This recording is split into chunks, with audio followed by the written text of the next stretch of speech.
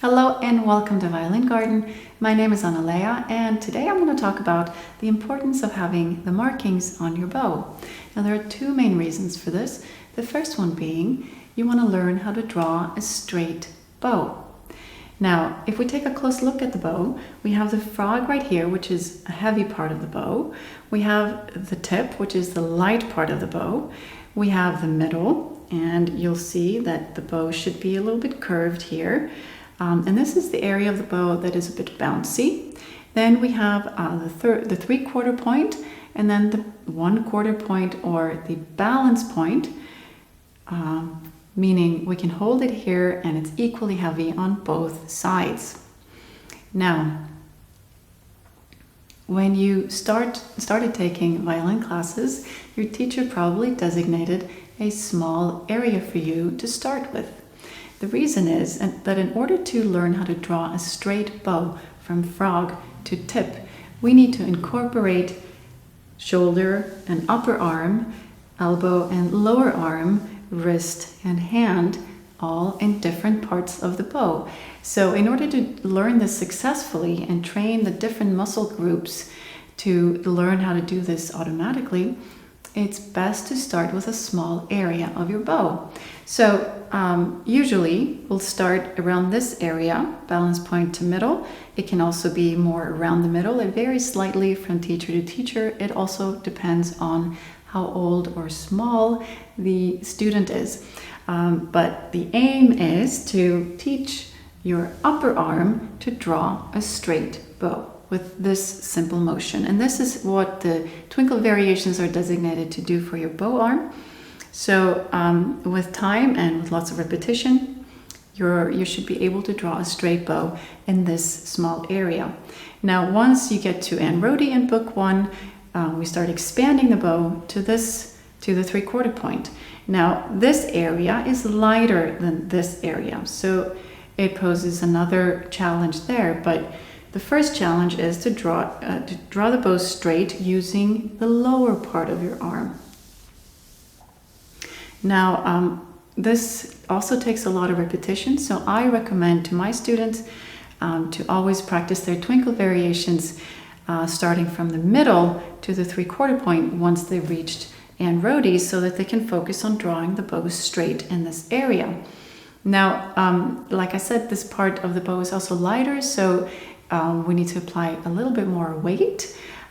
So if you think about gluing your bow a little bit with a heavy arm onto your string, then you should be able to, or at least strive to, get same kind of full sound in this area of the bow as you have achieved in this part of the bow.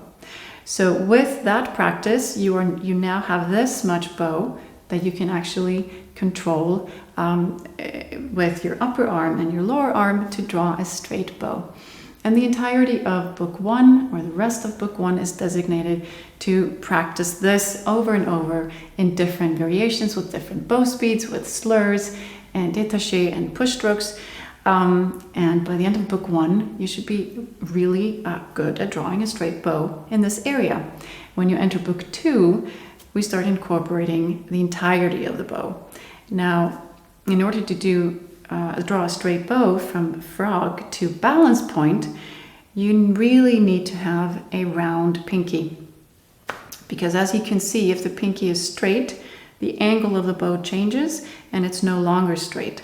So a round pinky, and also we lift the wrists slightly to keep the bow straight. So I also recommend practicing your twinkle variations in this part of the bow to really feel comfortable in this area. Now, when we get to 3/4 point to tip, we need to open up our arm, open it up, straighten it, and we have a little dent in our wrist here. And most importantly, we want to make sure that the hand is in front of our body. Okay, so I was raising my hand slightly now so you could see it, but if you're playing on the A string, it's further down, and you still want to have your hand in front of your body. The most common mistake at the tip is to draw the bow straight, and then once you get to 3/4 point, you veer your arm towards the side, and then the bow is no longer straight, and it loses contact to the string, and therefore the sound is no longer of the same quality. So practicing a straight bow from frog to tip is the main teaching points in book 2, and practicing the tonalization exercises is gold for that. I really, really recommend that you practice your tonalization exercises for drawing a straight bow. Now, so drawing a straight bow is one of the main or the first reasons why your teacher will put the markings on your bow. But once you've learned how to draw a straight bow, we still keep them on because we are also learning and continuing to learn bow division. And bow division tells you where to play different notes, how we divide bow speed, how we divide up-bow staccatos, and how much bow we use for different slurs. If we have slurs with crescendo or decrescendo, it's different from slurs without crescendo or decrescendo, and so on and so forth. So these markings are very useful. The higher up in the repertoire you get, the more familiar you will be with with the markings, and you may not need them anymore as of end of book 2 or 3. It really varies from student to student. But what I do after the student has taken the markings off is I use chalk to point out different parts for different challenges within the repertoire. Yeah, I hope you found this helpful, but I also want you to remember that even within the Suzuki repertoire, the teachings slightly vary from teacher to teacher. So if there are any uncertainties, always defer to your home teacher, as he or she knows how to help you best with the challenges that you face. And so, yeah, I hope you found this helpful. I'm always happy to hear from you, so please leave a comment below and share this video with a friend and subscribe to the channel for more videos like this. Thank you for watching. Keep up the good practice, and I wish you a beautiful and blessed day. See you next time.